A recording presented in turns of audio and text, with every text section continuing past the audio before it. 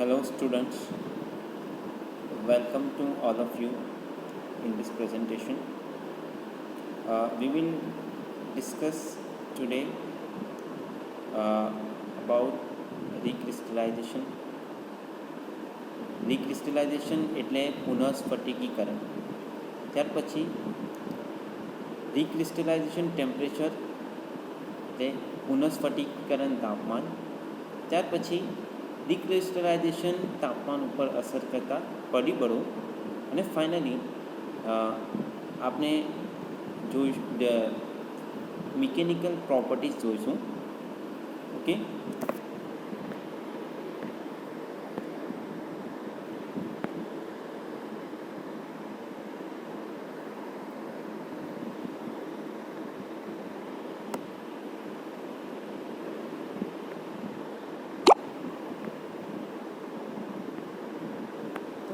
તો સૌપ્રથમ રિક્રિસ્ટલાઇઝેશન કોને કહે છે? રિક્રિસ્ટલાઇઝેશન એટલે પુનઃસ્ફટિકીકરણ. પુનઃનો મતલબ એટલે ફરી, પુનઃજન્મ. ઓકે, પુનઃ એટલે ફરી. ઓકે, ક્રિસ્ટલ એટલે રચના. ઓકે, તમે આગલા સેમિસ્ટરમાં જે તમારો MSM સબ્જેક્ટ આવતો હતો, મેટલર્જી સબ્જેક્ટ, એમાં તમે ક્રિસ્ટલ વિશે ભણી ચૂક્યા છો. ઓકે, અહીંયા આપણે કઈ રીતે રિક્રિસ્ટલાઇઝેશન થાય છે એટલે પુનઃસ્ફટિકીકરણ થાય છે એ આપણે અહીંયા જોવાનું છે. તો પુનઃસ્ફટિકીકરણ એટલે રિક્રિસ્ટલાઇઝેશનનો મતલબ શું છે કે વિરૂપણ પામેલ ધાતુમાં તપાવવાની ક્રિયાથી એક સરખા સ્ટ્રક્ચર ધરાવતા નવા કણો ઉત્પન્ન થવાની ક્રિયાને રિક્રિસ્ટલાઇઝેશન કહે છે. એટલે કોઈપણ ધાતુને તમે ગરમ કરો તો એમાં જે નવા કણો ઉત્પન્ન થાય તો તેને રિક્રિસ્ટલાઇઝેશન એટલે નવા કણો ઉત્પન્ન થવાની ક્રિયાને રિક્રિસ્ટલાઇઝેશન કહે છે. હવે અહીંયા એક ટર્મ આવે છે ડિફોર્મ્ડ મેટલ. વિરૂપણ પામેલ ધાતુ એટલે ડિફોર્મ મેટલ. ડિફોર્મેશન કોને કહે છે? તો ડિફોર્મેશન આપણે એક સ્પ્રિંગ લો, સ્પ્રિંગને તમે પકડીને આમ ખેંચો તો શું થાય? એ મટીરિયલ એ સ્પ્રિંગ ખેંચાય. ઓકે, એટલે એનો મતલબ કે ડિફોર્મ થાય, મેટલ ડિફોર્મ થાય. એ જ રીતે તમે તાર લો, એક વાયર લો, વાયરને તમે ખેંચો તો એ પણ ડિફોર્મ થાય, એટલે એની લંબાઈમાં ઇન્ક્રીઝ થાય, એટલે ડિફોર્મ થાય. ઓકે, તો એને કહેવાય ડિફોર્મ મેટલ. એટલે એનો મતલબ શું થાય કે તમે એને ટેન્શન આપો અથવા કોમ્પ્રેસ કરો તો એ મટીરિયલ ડિફોર્મ થયેલું કહેવાય. ઓકે, ત્યાર પછી રિક્રિસ્ટલાઇઝેશન ટેમ્પરેચર કોને કહે છે? રિક્રિસ્ટલાઇઝેશન તાપમાન એટલે પુનઃસ્ફટિકીકરણ તાપમાન કોને કહે છે? જુઓ અહીંયા કે જે તાપમાન પર ધાતુમાં રિક્રિસ્ટલાઇઝેશનની પ્રક્રિયા ઉદ્ભવે છે અથવા નવા કણો ઉત્પન્ન થાય છે તે તાપમાનને રિક્રિસ્ટલાઇઝેશન તાપમાન કહે છે. એટલે આ મુદ્દો એવું કહે છે કે જે તાપમાન ઉપર ધાતુમાં રિક્રિસ્ટલ એટલે પુનઃ સ્ફટિકીકરણ થાય તે તાપમાનને રિક્રિસ્ટલાઇઝેશન ટેમ્પરેચર, રિક્રિસ્ટલાઇઝેશન તાપમાન કહે છે. એટલે જે તાપમાન ઉપર મટીરિયલમાં નવા કણો ઉત્પન્ન થાય તે તાપમાનને રિક્રિસ્ટલાઇઝેશન તાપમાન કહેવાય. ઓકે, તો હવે આ જે રિક્રિસ્ટલાઇઝેશન તાપમાન છે એના ઉપર અસર કરતા પરિબળો આપણે જોઈએ તો પહેલું પરિબળ જે અફેક્ટ કરે એ કણનું માપ કે ગ્રેન સાઇઝ. હવે તમે કણ ક્યારે દેખાય અથવા ગ્રેન, જે તમે માઇક્રોસ્કોપિક સ્ટ્રક્ચર જુઓ, માઇક્રોસ્કોપમાં મટીરિયલનું સ્ટ્રક્ચર જુઓ ત્યારે તમને ગ્રેન દેખાય ન. ઓકે, એટલે નાની નાની સાઇઝના ગ્રેન દેખાય. ઓકે, તો એને કહેવાય ગ્રેન સાઇઝ. ઓકે, તો રિક્રિસ્ટલાઇઝેશન તાપમાન હોય તેના ઉપર પહેલું ફેક્ટર અફેક્ટ કરે કણનું માપ. ઓકે, તો શું કહે છે કણનું માપ કઈ રીતે અફેક્ટ કરે? તો નાની સાઇઝના કણનું સ્ટ્રક્ચર ધરાવતી ધાતુનું રિક્રિસ્ટલાઇઝેશન તાપમાન નીચું હોય છે.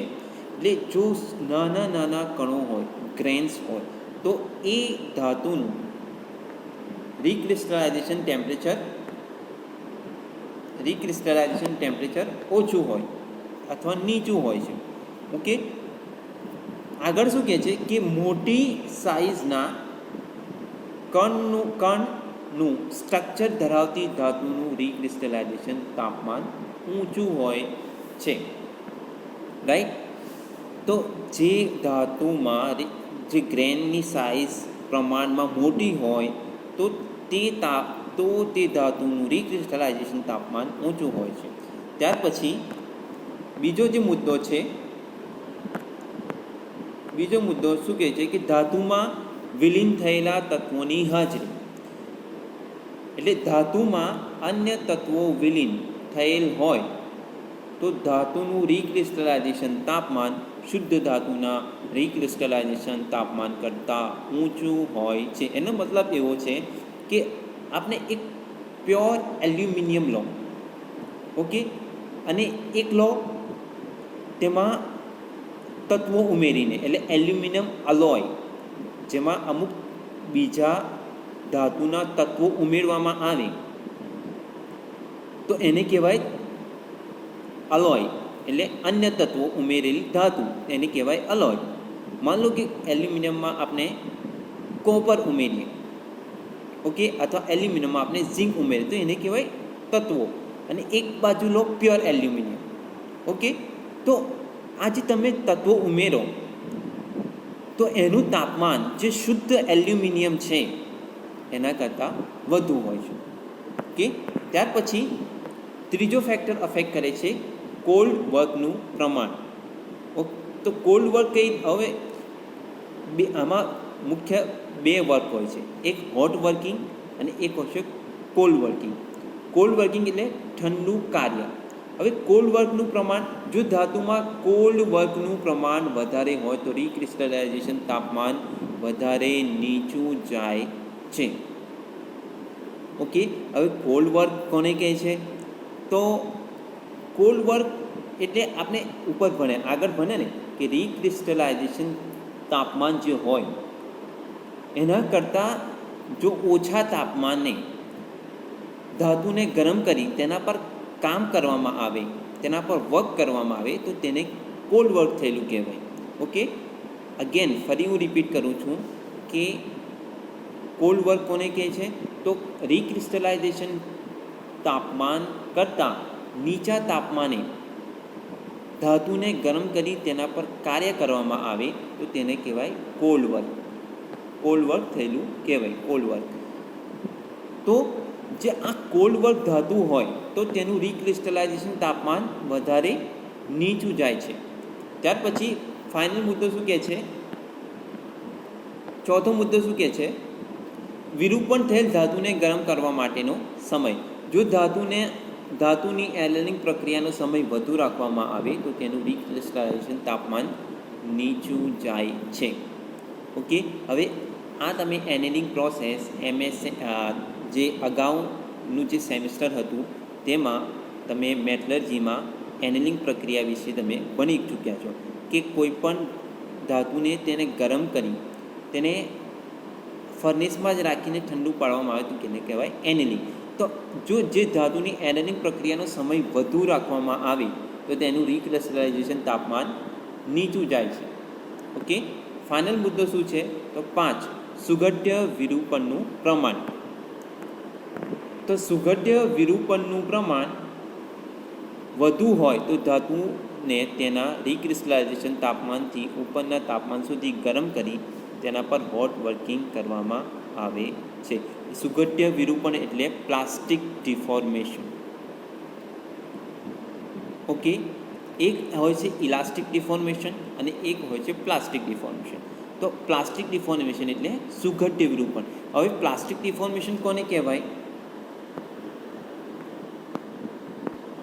હા, તો પ્લાસ્ટિક ડિફોર્મેશન કોને કહેવાય? તો જ્યારે તમે સ્પ્રિંગ લો, સ્પ્રિંગને અમુક અમુક ફોર્સ આપો અને ખેંચો થોડું, રાઈટ, તો શું થશે, તમે એના ઉપરથી ફોર્સ હટાવી દીધા પછી શું થશે, એ ફરી એના મૂળ સ્વરૂપમાં આવી જશે, રાઈટ. તો એને કહેવાય ઇલાસ્ટિક વિરૂપણ, ઇલાસ્ટિક ડિફોર્મેશન. એટલે તે પદાર્થ ઉપરથી તમે એક્સટર્નલ એપ્લાઇડ ફોર્સ દૂર કરતાં પદાર્થ તેના મૂળ સ્થિતિમાં પાછું આવી જાય તો તેને કહેવાય ઇલાસ્ટિક ડિફોર્મેશન. અને પ્લાસ્ટિક ડિફોર્મેશન એની વિરુદ્ધ છે. તો પ્લાસ્ટિક ડિફોર્મેશન, હવે એ જ સ્પ્રિંગ લો, એને ખેંચો અને અમુક લિમિટ સુધી, હવે અમુક લિમિટ પછી તમે ખેંચશો એને તો શું થશે, એ પરમેનન્ટલી ડિફોર્મ થઈ જશે. ઓકે, એટલે એના મૂળ સ્વરૂપમાં પાછું નહીં આવે. ઓકે, તો એને કહેવાય પ્લાસ્ટિક ડિફોર્મેશન. તો એ જ અહીં કહે છે કે સુગઢ્ય વિરૂપણનું પ્રમાણ વધુ હોય તો ધાતુને તેના રિક્રિસ્ટલાઇઝેશન તાપમાનથી ઉપરના તાપમાન સુધી ગરમ કરી તેના પર હોટ વર્કિંગ કરવામાં આવે છે. એટલે જે ધાતુમાં સુગઢ્ય વિરૂપણનું પ્રમાણ વધુ હોય, એટલે પ્લાસ્ટિક ડિફોર્મેશનનું પ્રમાણ વધુ હોય તો તેને રિક્રિસ્ટલાઇઝેશન તાપમાનથી ઉપરના તાપમાન સુધી ગરમ કરી તેના પર હોટ વર્કિંગ કરવામાં આવે છે. કોલ્ડ વર્ક દરમિયાન સુગઢ્ય વિરૂપણનું પ્રમાણ ઓછું હોય ધાતુને તેના રિક્રિસ્ટલાઇઝેશન તાપમાનથી નીચા તાપમાન સુધી જ ગરમ કરી તેના પર કાર્ય કરવામાં આવે છે. ઓકે, તો આ બે ડેફિનેશન, આમાં એક ડેફિનેશન હતી હોટ વર્કિંગ. હોટ વર્કિંગ એટલે તેને જે ધાતુમાં પ્લાસ્ટિક ડિફોર્મેશન, પ્લાસ્ટિક વિરૂપણનું પ્રમાણ વધુ હોય તો તેને રિક્રિસ્ટલાઇઝેશન તાપમાન કરતાં વધુ તાપમાને ગરમ કરી તેના ઉપર કાર્ય કરવામાં આવે છે, તો હોટ વર્કિંગ થયેલું કહેવાય. અને કોલ્ડ વર્કિંગ ક્યારે થયેલું કહેવાય, તો રિક્રિસ્ટલાઇઝેશન તાપમાનથી ઓછા તાપમાન સુધી ગરમ કરી ધાતુને તેના પર કાર્ય કરવામાં આવે તો તેને કોલ્ડ વર્કિંગ થયેલું કહેવાય. તો આ હતું. ઓકે, હવે ધાતુના યાંત્રિક ગુણધર્મો. હવે અહીંયા આપણે અમુક ઇમ્પોર્ટન્ટ મિકેનિકલ પ્રોપર્ટી ભણવાની છે. તો એ કઈ છે જે આગળના અભ્યાસમાં પણ તમને કામ લાગશે કે what is the strength, what is the ductility, what is the toughness, what is malleability. તો આપણે એક પછી એક અભ્યાસ કરીએ. તો મિકેનિકલ પ્રોપર્ટી શું છે પહેલાં તો એ જોઈ લઈએ કે ધાતુના મિકેનિકલ પ્રોપર્ટીઝ ઓફ મેટલ એટલે ધાતુના યાંત્રિક ગુણધર્મો. ધાતુના યાંત્રિક ગુણધર્મો શું કહે છે કે ધાતુમાંથી વિવિધ ભાગોનું ઉત્પાદન કરતી વખતે ધાતુને બાહ્ય બળ, ઉષ્ણ તાપમાન વગેરે પરિબળોનો સામનો કરવો પડે છે. હવે તમે સ્મિથ એટલે લુહારી કામ જોયું હશે. તો માન લો કે લુહારને હથોડી બનાવે છે તો તેને ઘણી બધી પ્રોસેસથી ગુજરવું પડે છે. એટલે કઈ પ્રોસેસ, તો એના ઉપર બાહ્ય બળ આપવામાં આવે છે, એટલે તેના ઉપર ટીપવામાં આવે છે, રાઈટ, અથવા પ્રેસ વડે એના ઉપર ફોર્સ કન્ટિન્યુઅસલી સતત એના ઉપર ફોર્સ આપવામાં આવે છે, તેને ગરમ તપાવવામાં આવે છે વારંવાર. તો આ જે પરિબળોનો સામનો કરવો પડે છે. ઓકે, આગળ શું કહે છે કે આ પરિબળોની અસર હેઠળ ધાતુની વર્તણૂક વિશે જે ગુણધર્મો દ્વારા જાણકારી મળે છે તેમને ધાતુના યાંત્રિક ગુણધર્મો કહે છે. એટલે આ જે પણ પરિબળો હેઠળ ધાતુની વર્તણૂક વિશે જે આપણને જાણકારી મળે છે તેમને ધાતુની યાંત્રિક ગુણધર્મો કહે છે, એટલે મિકેનિકલ પ્રોપર્ટીઝ કહે છે. તો ફર્સ્ટ પ્રોપર્ટીઝ જોઈ લઈએ તો સ્ટ્રેન્થ કોને કહેવાય કે ધાતુ પર લાગતા બાહ્ય બળને કારણે ધાતુમાં થતી વિકૃતિને અવરોધવાની ક્ષમતાને સ્ટ્રેન્થ કહે છે. ઓકે, હવે હવે આ સ્ટ્રેન્થ માપવા માટે ટેન્સાઇલ ટેસ્ટ મશીન આવે. એટલે એના ઉપર શું કરવામાં આવે તો સ્પેસીમેનને, એટલે કોઈ પણ મટીરિયલ હોય એને બે બાજુ આ રીતે, માન લો કે આ મટીરિયલ છે MS માઇલ્ડ સ્ટીલ, તો એને એક આ બાજુથી પકડવામાં આવે, એક આ બાજુ, એટલે બંને બાજુ પકડી એને ટેન્સાઇલ ફોર્સ એટલે આમ ખેંચવામાં આવે બંને બાજુથી.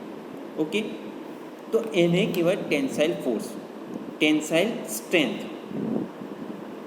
હવે એટલે આ રીતે ધાતુ પર જે બાહ્ય બળને કારણે ધાતુમાં થતી વિકૃતિને અવરોધવાની ક્ષમતાને, એટલે એ જે રેઝિસ્ટ કરવાની જે ક્ષમતા હોય ધાતુમાં, બાહ્ય ફોર્સ, બાહ્ય બળને રેઝિસ્ટ કરવાની ક્ષમતા હોય તો તેને કહેવાય સ્ટ્રેન્થ.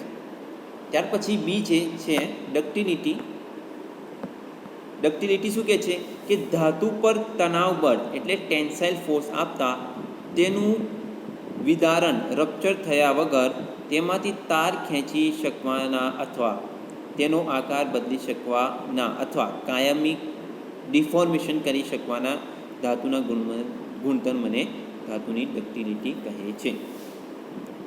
ઓકે, એટલે કોઈ પણ ધાતુ હોય તેને આપણે ટેન્સાઇલ ફોર્સ આપીને તેની લંબાઈમાં વધારો કરીને રપ્ચર થયા વગર, વિદારણ એટલે બ્રેક થયા વગર તેમાંથી તાર ખેંચી શકવાનો જે ગુણધર્મ છે તો તેને કહેવાય ડક્ટિલિટી. ત્યાર પછી જે છે હાર્ડનેસ. હાર્ડનેસ શું કહે છે કે કોઈ પણ ધાતુ પર તેનાથી વધુ સખત ધાતુ કે પદાર્થ દ્વારા ઉઝરડા, ઘર્ષણ, ભેદન, અપઘર્ષણ એટલે એબ્રેશન, સુગઢ્ય વિરૂપણ, પ્લાસ્ટિક ડિફોર્મેશન કે કર્તન એટલે કટિંગ વગેરેને અવરોધવાના ધાતુના ગુણને હાર્ડનેસ કહે છે. એટલે કોઈ પણ ધાતુ હોય તેના ઉપર સ્ક્રેચ અથવા ઉઝરડા એટલે સ્ક્રેચ, ઘર્ષણ અથવા ફ્રિક્શન, એટલે આ જેટલી પણ અહીંયા જે પેલું દર્શાવી છે, અપઘર્ષણ એટલે એબ્રેશન, પ્લાસ્ટિક ડિફોર્મેશન, તો આ બધું રેઝિસ્ટ કરવાની, આ બધું જ રેઝિસ્ટ કરવાની. એટલે આવી કન્ડિશનમાં પણ જો ધાતુ રેઝિસ્ટ કરી શકે આ બધી જ કન્ડિશનને તો એને કહેવાય હાર્ડનેસ.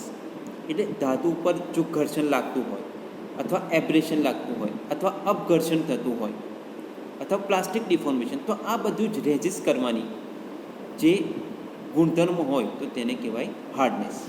ત્યાર પછી ફાઇનલ આપણે જોવાનું છે તો મશીનેબિલિટી.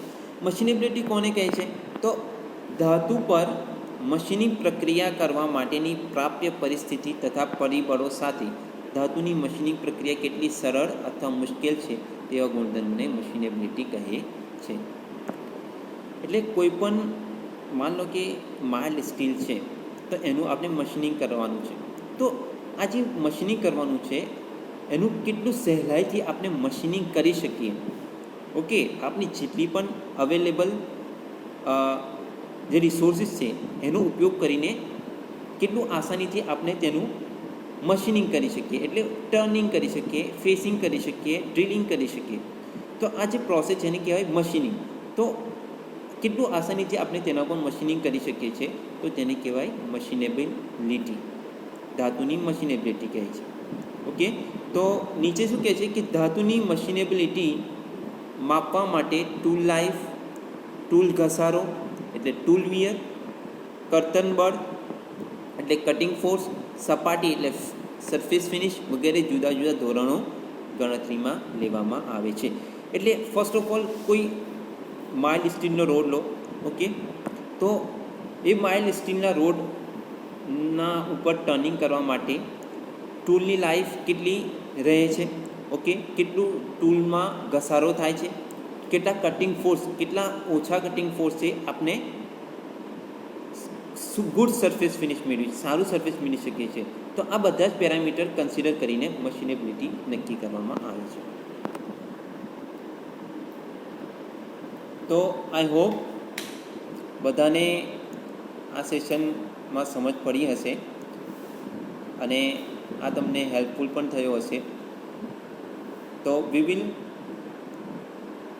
તો આજે આપણે પ્રોપર્ટીઝ જોઈ, એટલે ધાતુના ગુણધર્મો જોયા.